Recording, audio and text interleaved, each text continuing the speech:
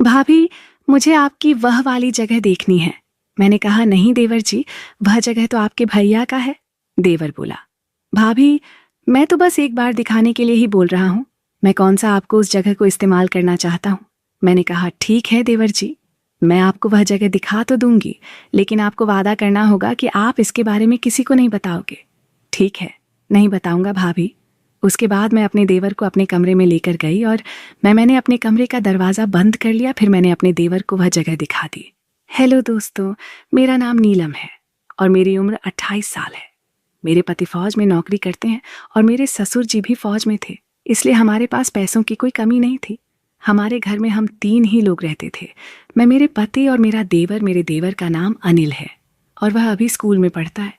मेरे पति जब फौज में चले जाते थे तो घर में सिर्फ हम देव भाभी ही बचते हैं।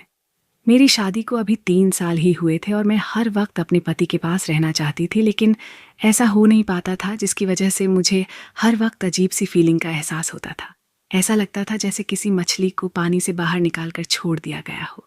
मैं अपने पति की याद में तड़पती रहती थी। मेरा देवर वैसे तो अभी बच्चा ही था, लेकिन फिर भी वह मुझे बहुत हैंडसम लगता था और मेरा दिल करता था कि मैं उसे अपना सहारा बना लूं।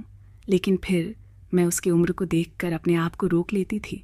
लेकिन फिर मैंने देखा कि मेरा देवर जब भी उसे मौका मिलता तो मुझे छिप छिप कर देखता रहता था, जिसकी वजह से मैं भी समझ गई थी कि वह सिर्फ दिखने में ही बच्चा है। अब मैंने उसे डील देना शुरू कर दिया और उसे खर्चा करने के लिए पैसे भी देने लगी, ताकि वह मेरे साथ दोस्ती कर ले और जैसे मैं चाहूँ वैसे ही रहे। धीरे धीरे मैंने अपने देवर को जितना वह चाहता था उतने पैसे देने शुरू कर दिया।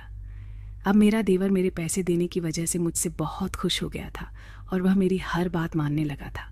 लेकिन जो बात मैं उससे मनवाना चाहती थी वह बाद में उससे कह नहीं पा रही थी।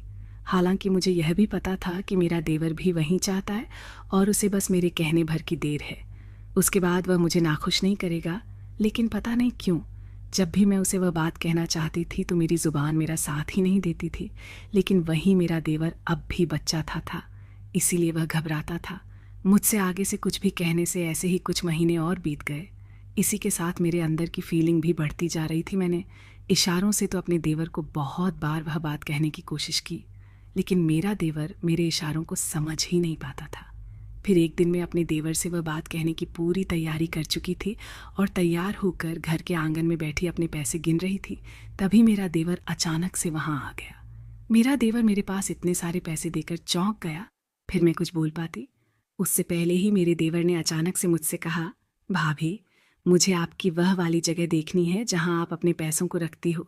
लेकिन मैंने कहा, नहीं देवर जी, वह जगह तो आपके भैया ने मुझे किसी को भी दिखाने से मना कर रखा है। फिर वह बोला, अरे भाभी, मैं तो बस एक बार दिखाने के लिए ही बोल रहा हूँ। मैं कौन सा आपको उस जगह को इस्तेमाल करना चाहता हूँ। मैं तो अपने देव पर सब कुछ पहले से ही लुटाने के लिए तैयार थी, इसलिए मैंने कहा, ठीक है देवर जी, मैं आपको वह जगह दिखा तो दूंगी, लेकिन आपको वादा करना होगा कि आप इसके बारे में किसी को नहीं बताओगे।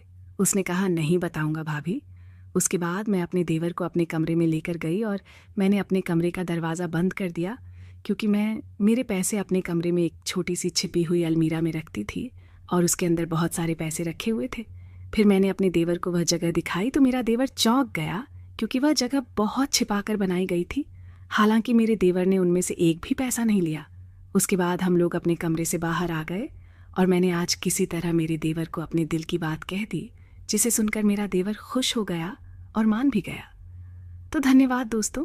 उम्मीद है आप लोगों को हमारी यह प्यारी सी काल्पनिक कहानी पसंद आई होगी। वीडियो पसंद आए तो लाइक करें और चैनल को सब्सक्राइब करना ना भूलें।